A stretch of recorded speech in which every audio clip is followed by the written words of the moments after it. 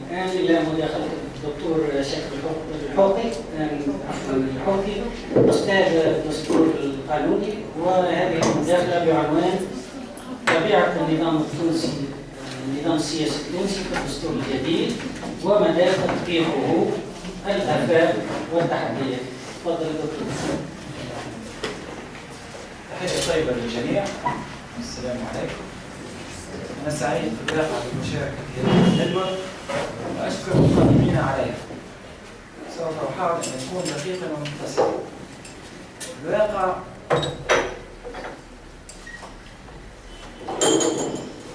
الواقع هو موضوع علاقة الدين بالدولة في الدستور التونسي مهم، هذا لا شك. كذلك الشأن بالنسبة لمسألة الحريات والحقوق التي تعرض إليها الأستاذ سامي. لكن هذه المواضيع على أهميتها في اعتقادي هي ليست أكثر أهمية من المحور المتعلق بالنظام السياسي التونسي وطبيعة هذا النظام. فعلى أساس تنظيم العلاقة بين السلطة التشريعية والسلطة التنفيذية يتوقف مستقبل نجاح أو فشل الدستور التونسي، ويتوقف الواقع نجاح أو فشل أي دستور في العالم. هل ما جاء في الدستور من نظام سياسي قابل للتطبيق دون أن يورطنا في أزمات سياسية خانقة؟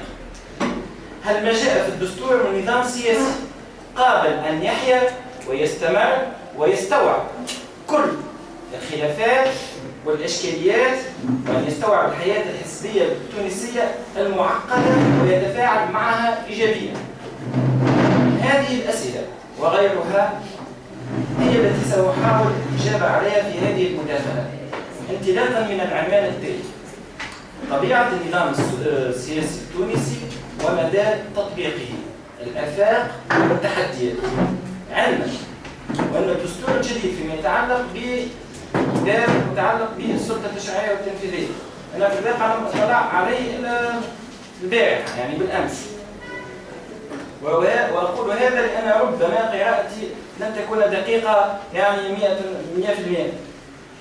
لذلك أنا أدعو الجميع لأن ينتبه إلى ما أقول، وأن يشاركني، يعني أن ينتبه إلى ما يقول، أن ينتبه إلى ما أقول، ولعل في ذلك يعني يكون هناك مجال فيما بعد للنقاش.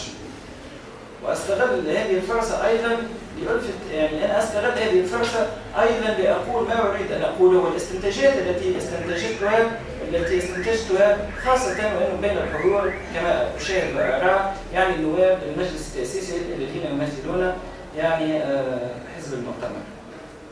الآن السؤال الأول الذي سوف أنطلق منه: ما هي طبيعة النظام السياسي التونسي اليوم؟ ما هي طبيعة النظام السياسي التونسي؟ في الواقع لا يتضمن الدستور التونسي أو لا ينص الدستور التونسي على طبيعة نظامه، وهذا طبيعي جدا. فهذا شأن أساتذة القانون الدستوري والفقهاء والباحثين، وهذا عمل لاحق لوضع الدستور بطبيعته وليس سابق عليه. ولكن من شأن الدستور التنصيص على مبدأ الفصل بين السلطات، وهذا هو الأصل في الأشياء. والثابت أن النظام السياسي التونسي بحسب الدستور الجديد هو نظام ليس بالمجلسي كما يشاع ويردد وهنا وهناك، هو ليس نظاما مجلسيا. ذلك أن النظام المجلسي يقوم على تركيز السلطات بيد المجلس النيابي، هو من يتولى تعيين السلطة التنفيذية ويعين أعضائها، دون أن تملك السلطة التنفيذية الحق في حل المجلس النيابي. وهذا وضع غير موجود في الدستور التونسي الجديد، غير موجود ولا ينسحب على الوضع الحالي للنظام السياسي التونسي. فرئيس الدولة منتخب، والسلطة التنفيذية يمكن أن تحل المجلس، ورئيس الحكومة هو من يختار أعضاء حكومته. إذن لسنا في نظام المجلس. وأنا أقول ذلك لأني استمعت إلى ذلك من قبل أساتذة القانون الدستوري، وأنا استغربت الحقيقة واندهشت. والثابت أيضا أن النظام السياسي التونسي ليس نظاما رئاسيا، على المنوال الأمريكي، ذلك أن النظام الرئاسي لا يتيح لرئيس الدولة إمكانية حل البرلمان، ولا يملك البرلمان سحب الثقة من الحكومة، والفصل بين السلطات هو فصل جامد. هذا خصوصية النظام الرئاسي. في النظام الرئاسي أيضا رئيس الدولة هو جوهر السلطة، ركن أساسي في السلطة التنفيذية، هو يمثل السلطة التنفيذية ولا يشاركه في الحكم سوى كتبة ومعاونين، ليس لديه حتى وزراء دو سكرتير، وليس هناك ثنائية على مستوى السلطة التنفيذية، أي ليس هناك رئيس حكومة. بينما النظام السياسي التونسي يتيح لرئيس الدولة حل البرلمان ويمكنه من حق المبادرة التشريعية، وتقوم السلطة التنفيذية فيه من الناحية الهيكلية على الثنائية، ما يسمى بسلطة تنفيذية برأسين أو بقطبين. والثالث أيضا أن النظام السياسي التونسي ليس برلمانيا بحسب النموذج البريطاني على الأقل. ففي الأنظمة البرلمانية عادة رئيس الدولة غير منتخب، وهو منزوع من كل الاختصاصات، والصلاحيات الحقيقية والفعلية هي بيد رئيس الحكومة.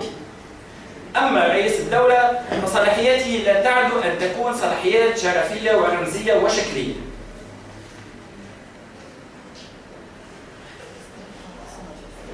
وإن كانت في بعض الأحيان قد تذهب، وهذا المعتاد أيضا، إلى حدود تمثيل البلاد في المحافل الدولية والمصادقة الشكلية على القوانين ومنح الأوسمة وحتى تعيين الحكومة، لكنه ملزم بالحياد تجاه ما تفرزه الحياة السياسية من أحزاب، وهو غير مسؤول أمام البرلمان.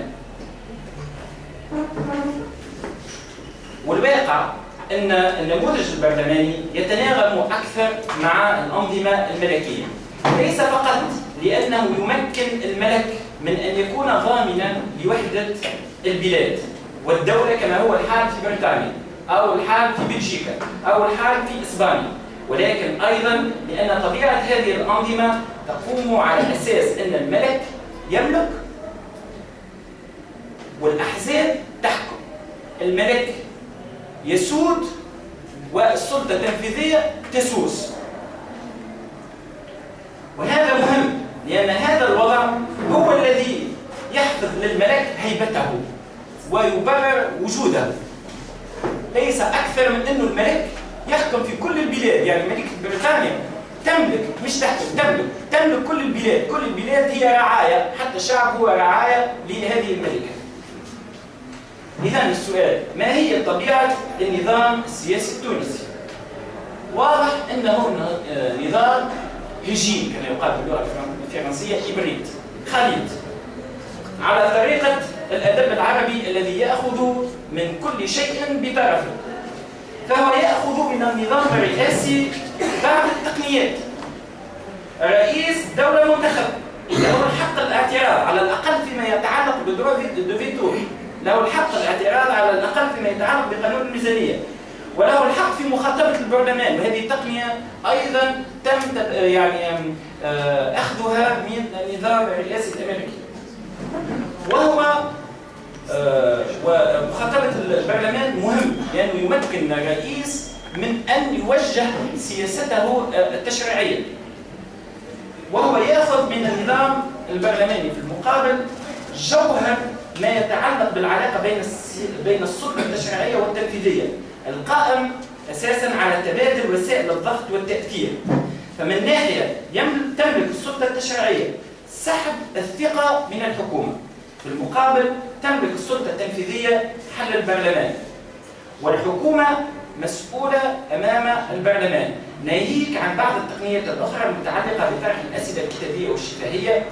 وأيضاً لا ننسى أن رئيس الحكومة هو الركن الأساسي في ممارسة السلطة التنفيذية الذي يملك تحديد السلطة السياسية العامة للبلاد وتسيير الإدارة بما فيها التعيينات وممارسة السلطة الترتيبية العامة والمبادرة في مجال التشريع. وهذا كله من تقنية النظام البرلماني، وهي ليست موجودة في الدستور الحالي، أو هي موجودة ولكنها لا تعود إلى رئيس الدولة.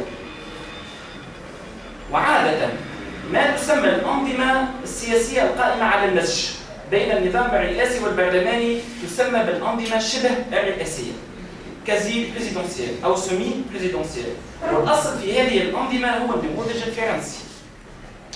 هذا الصنف من الأنظمة عرف انتشارا واسعا خصوصا في الدول التي تخلصت من المعسكر الاشتراكي سابقا مثل رومانيا، بولونيا، بلغاريا والمجر، أو تلك التي تخلصت من نظام الاستبداد والفاشية مثل البرتغال.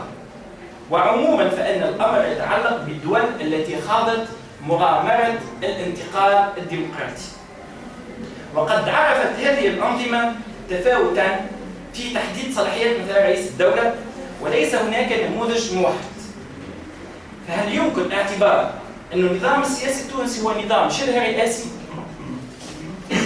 إذا كان المقصود بالنظام شبه رئاسي هو النظام الفرنسي، فلا شك أن هناك عناصر التقاء على أكثر من صعيد، لعل أهمها أن رئيس الحكومة هو من يضبط السياسة العامة ويسير دواليب الدولة، بينما رئيس الدولة يختص بالصلاحيات الاستثنائية والتعديلية والتشريفية والسيادية، ويملك حق البرلمان. هذه التقنية أيضا موجودة في الأنظمة شبه الرئاسية وخاصة منها الفرنسي، ولكنه ليس مسؤولا أمام البرلمان، وأيضا يملك إحالة مشاريع القوانين على المحكمة الدستورية، وله الحق في ممارسة حق العفو، فضلا عن اتخاذ التدابير الاستثنائية، وبإمكانه أو يترأس أيضا له الحق في أن يترأس مجلس الوزراء. هذا موجود في النظام الفرنسي وهو مكرس حاليا في الدستور الجديد. ومن هذه الزاوية هناك أكثر من عناصر التقاء، ولكن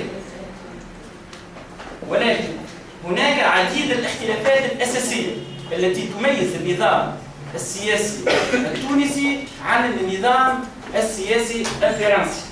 وأول عناصر الاختلاف هي التالي: هو أنه سبب اعتماد نظام الشبه الرئاسي في فرنسا اعتماده في الدستور الفرنسي هو بالأساس محاولة لتجنب البلاد من أي فراغ سياسي في صورة ما إذا صوت البرلمان بسحب الثقة عن الحكومة. إذن هناك فلسفة وراء اختيار هذا النظام، وهذا مهم جدا.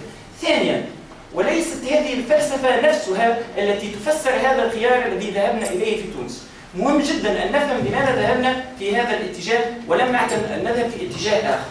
ثانيا، أن رئيس الدولة هو من يعين رئيس الحكومة وهو من يتولى اختياره وليس البرلمان، وهذه ميزة أيضا تميز طبيعة النظام السياسي التونسي على النظام السياسي الفرنسي أو ما يسمى بالأنظمة شبه الرئاسية. أيضا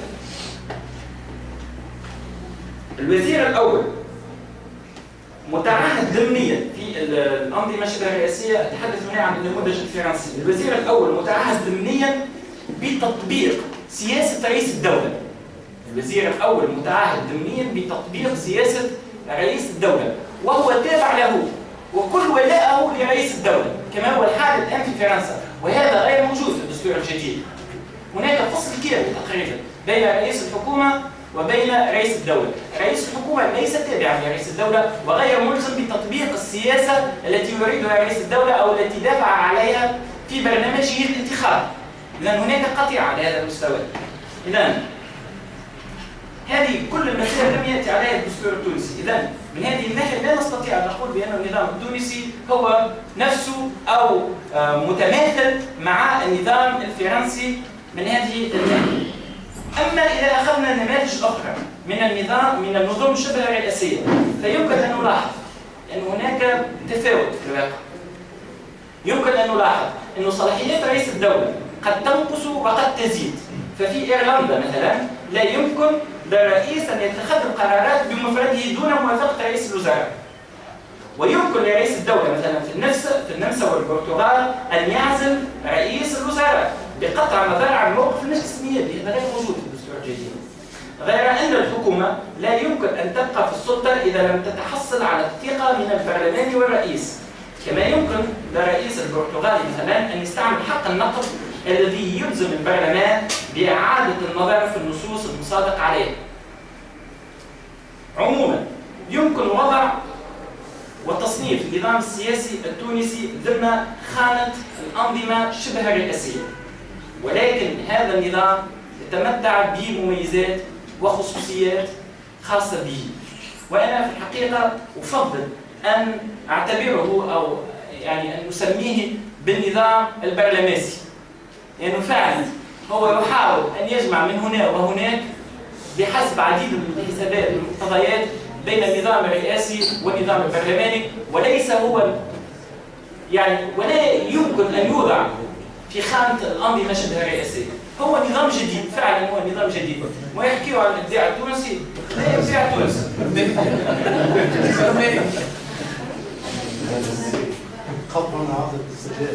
والحاصل أن هناك عدة خصوصيات تميز النظام السياسي التونسي، ولا شك أنه كانت هناك محاولة واضحة لترميم نقائص القانون المؤقت المنظم للسلطات، لأنه كانت هناك عديد من النقائص وكانت هناك محاولة لتجاوزها.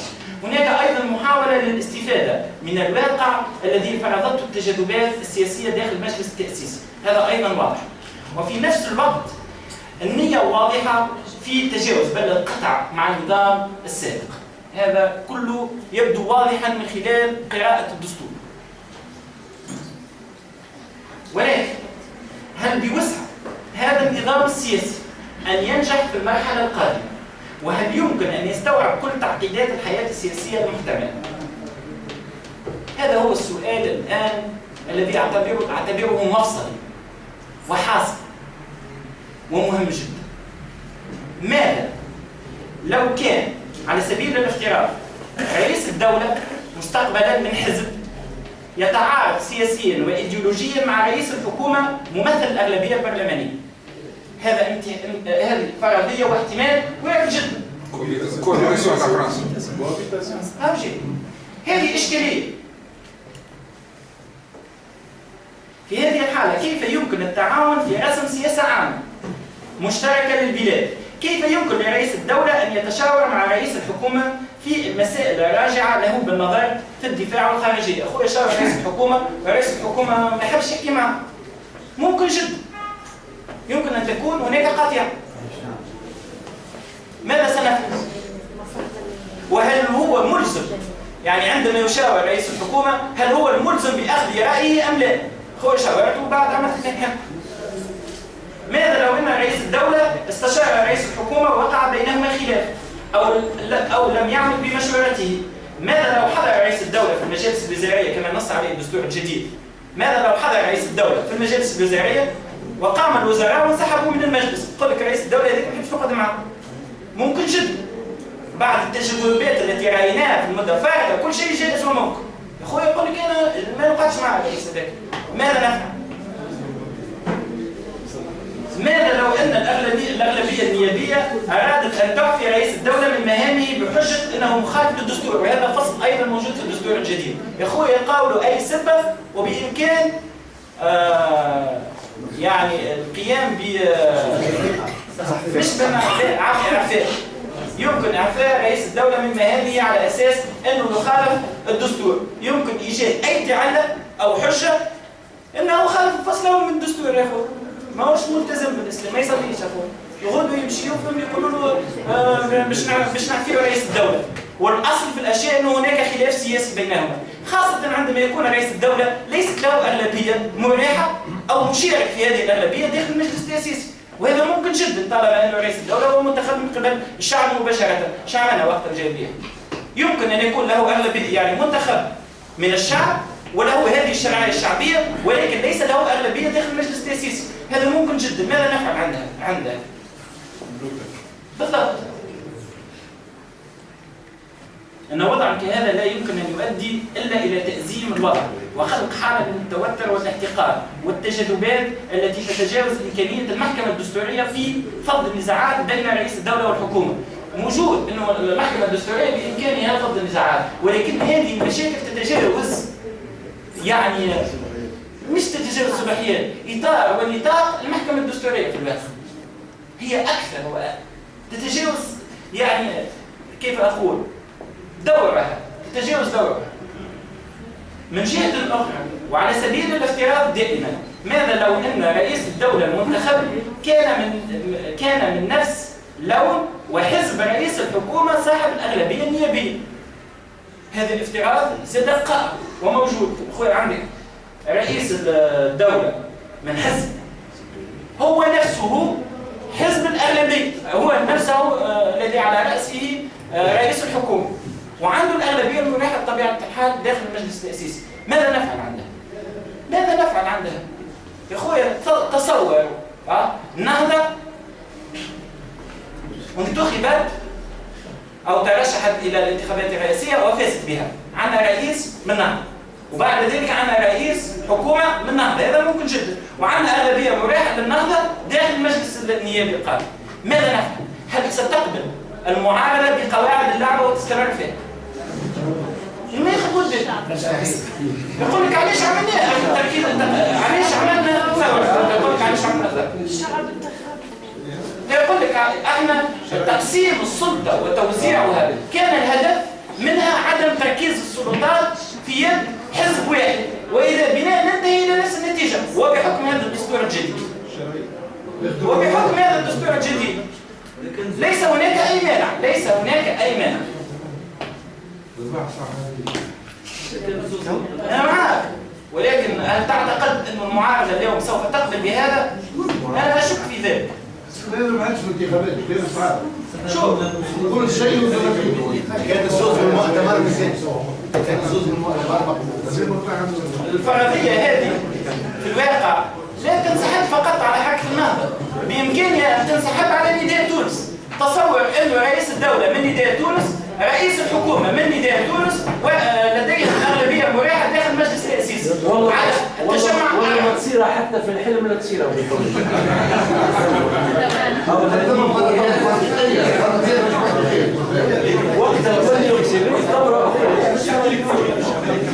شوف هذه الفرضيات التي يتيحها الدستور. والله ما تحت واحدة كم زلزال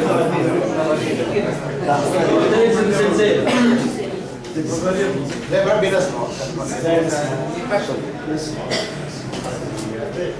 إذا هذه الفرضيات في الحقيقة التي يفترضها الدستور، والتي من شأنها أن تؤزم الوضع وتؤدي إلى الاحتقان. أنا في اعتقادي هناك فرضية واحدة يمكن أن ينجح معها هذا النظام السياسي الجديد، فرضية واحدة لا غير، وهي الحالة القائمة حاليا، وذلك لأن النظام السياسي وضع من الأساس على أساسها، ولأن توزيع السلطة بين قطبي السلطة التنفيذية يمكن أن يقوم على أساس التكامل وليس التنازع والاقتسام. على أي حال نحن الآن أمام ثلاث احتمالات. أما تصويت الناخبين لمرشح الانتخابات التشريعية والرئاسية لنفس الحزب، وهو ما يعني تركيز الحكم في يد حزب واحد، وبالتالي ما حاول البعض تفاديه سيقع فيه. وأما تصويت الناخبين في الانتخابات الرئاسية بما يخالف تصويتهم في الانتخابات التشريعية، وهو ما سيؤدي إلى سلطة غير منسجمة، وبالتالي خلق حالة من التأزم المستمرة على مستوى شؤون الدولة وتحديد اختياراتها. هذه الفرضية الثانية.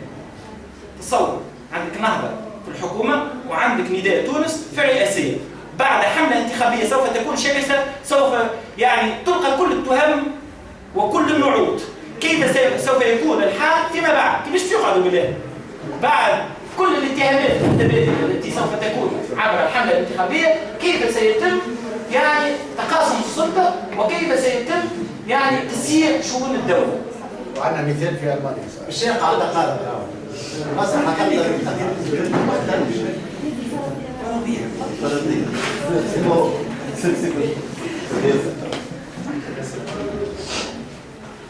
وأما أن ينتخب الشعب رئيس الدولة من حزب معين، هذه الفرضية الثالثة، هو أن ينتخب الشعب رئيس الدولة من حزب معين، والأغلبية البرلمانية من حزب آخر، على أن تكون العلاقة بين الحزب الفائز بالرئاسية والحزب الفائز بالتشريعية في علاقة تحالف،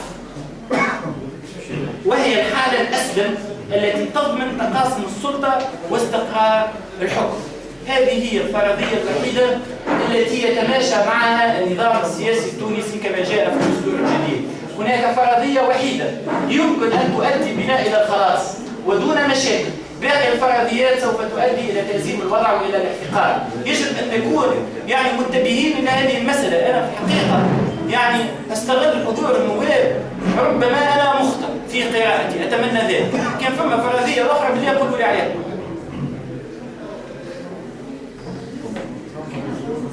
أقول في إطار الفرضية الثالثة ربما منطقة الجبهات والاتحادات والتكتلات والتحالفات يمكن أن تساعد على الائتلاف في الانتخابات التشريعية في قوائم موحدة على أن يتم الاتفاق على مرشح رئاسية، وهو ما سيضمن في نفس الوقت انسجام السلطة التنفيذية ووحدتها، وأيضا توزيع السلطة والصلاحيات بين رئيس الدولة ورئيس الحكومة دون إحداث توترات. في النهاية الأنظمة السياسية عموما تتشكل على ضوء تجارب الدول الخاصة بها، ويقع عادة تطعيمها بالتجارب الخارجية إما بحكم إشعاعها ونجاحها أو بحكم التأثر بها.